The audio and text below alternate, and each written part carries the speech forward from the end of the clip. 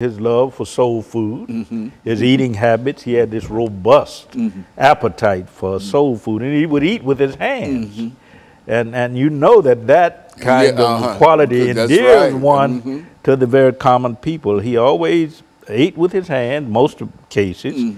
He loved the ribs, spare ribs. He loved chicken, fried chicken. He loved pig's feet. He loves collard greens and cornbread. So he was able to relate to people at the lower levels of the social economic ladder because of his eating habits. Soul food. Yes, soul food. And also his love for music.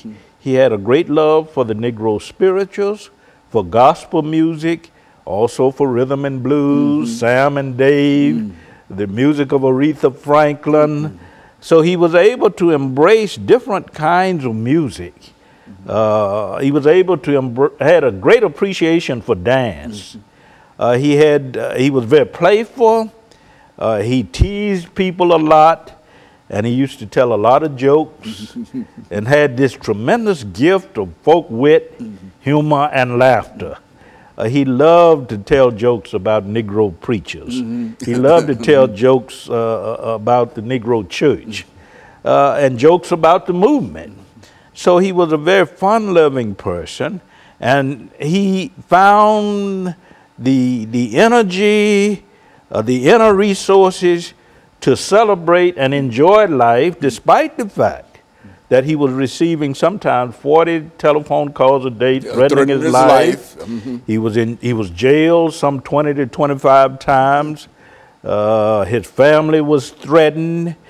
He was the victim of verbal abuse, racial epithets, but he still found time to enjoy life, to celebrate life through his eating habits, through his love for music and dance, through his tendencies to be playful, to tease people, and also through his gift of folk wit and humor and laughter. Dr. King, according to Ralph Abernathy, had he not succeeded as a civil rights leader, he would have succeeded as a stand-up comic. That's right. That's exactly it. Had not Barack Obama been the president of the United States, he would have succeeded as what? A stand-up comedian. That's right. That's exactly it. So to say that Dr. King was in some ways the comedian of the civil rights movement is not to trivialize his role. That's right.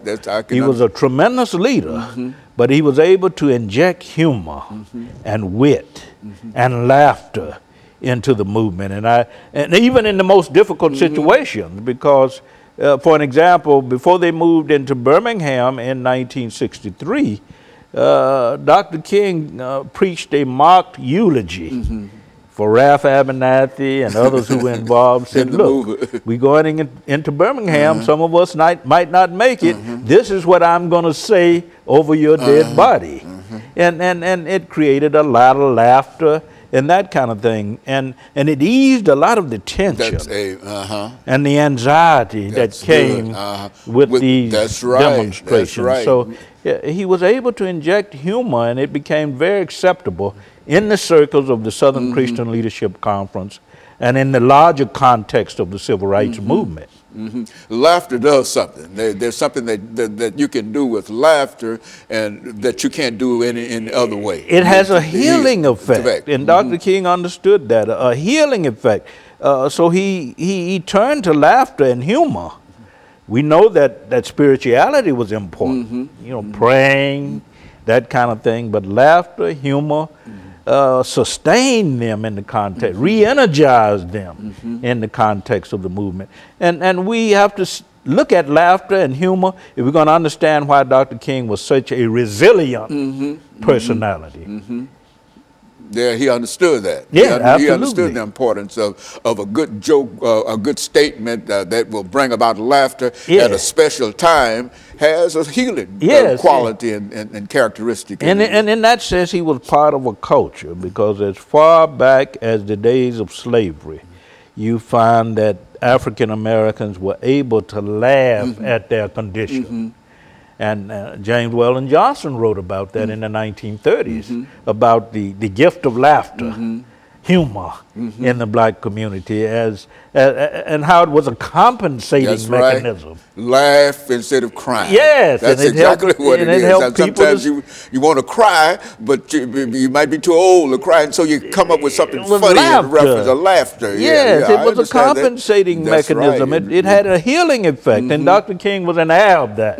So he was able to bring humor and laughter into in the context of the movement. That's right. And that's a good quality to be able to understand. Yes. You see, a lot of